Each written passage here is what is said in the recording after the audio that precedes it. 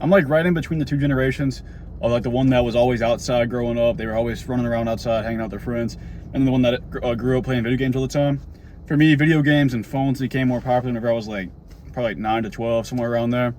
And whenever games started getting big, whenever I started getting into games, I noticed my productivity and just my quality of life in general went down. I was always inside, never doing stuff outside, kind of just playing the same games all the time. And I was like my whole life for like most of school basically. I just play games, and we had our phones, social media and stuff. I mean, nothing's wrong with doing those in moderation, I guess, but whenever you're doing it all the time, it's gonna fry your brain. You're gonna have a short attention span.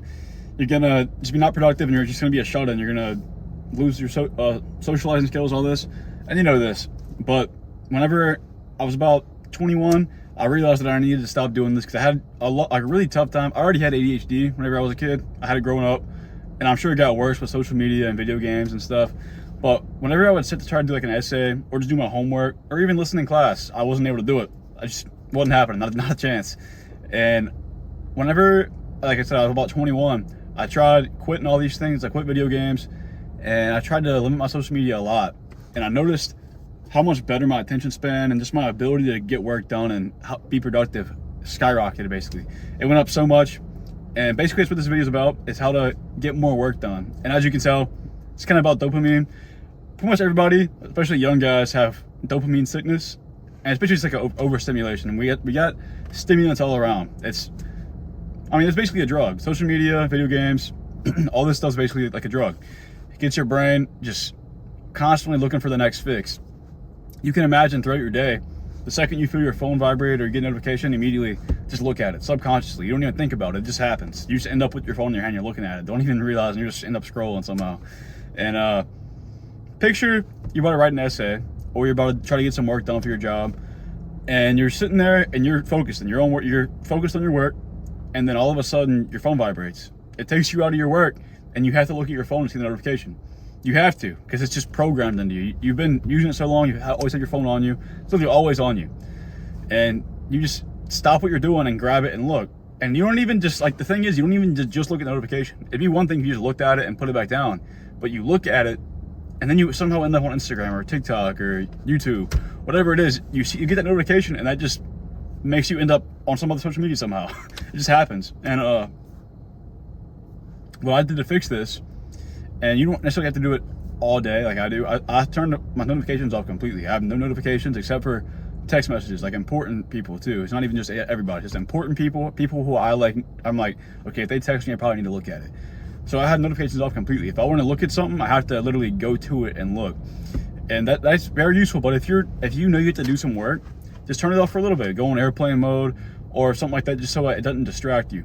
And another thing you can do, something I do, and it's kind of extreme and not like terrible, but you put your phone on grayscale, so it's only in black and white. If you go to Instagram, there's not going to be any colors. It'll just be black and white. So it's like if you go to look at it, you're not going to get as much dopamine because there's no color.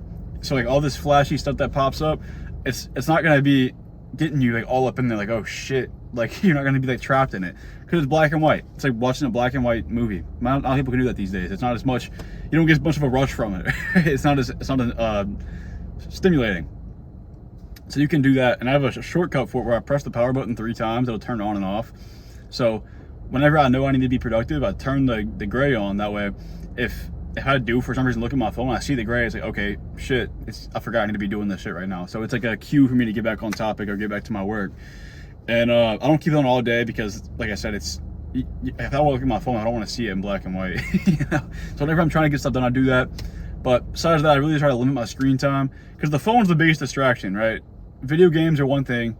Because I remember whenever I was in school, like middle school, I'd be doing I'd be in class, whatever the teacher's teaching, I'm trying to pay attention, or not really. I really wasn't, but I'd be wanting to pay attention. But in the back of my head, it's like, man, I can't wait to get home and just play that game.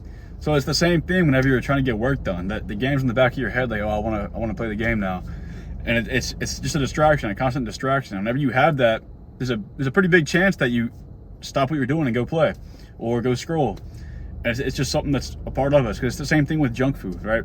You can use your willpower to not eat the sugary food that's in the kitchen. You can use it so many times, but eventually you're going to come across it and like, damn, one bite won't hurt, and you're going to take that bite and you end up eating more than you wanted to. And it's the same thing to go with social media and video games.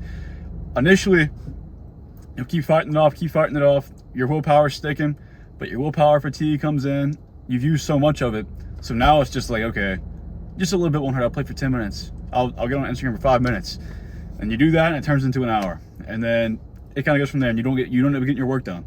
So one thing is to just turn them off, try to get away from it, but another thing is just quit completely. That's an extreme way to do it, and I did that with video games. I didn't really do it with social media. I definitely limited my social media use, but video games I tried to quit completely. I'll play like an hour here or there, but it's very rare, maybe like once a month, and it's like a friend's begging me. But besides that, I try to quit completely, but that's just because that's the type of person I am. I know if I tease myself a little bit, I'm gonna get back to it. So I just kind of shut it out completely probably about a year ago, and so it's helped me a lot. My attention span's a lot better. I'm a lot more present throughout my day, which is extremely nice. Probably the biggest benefit.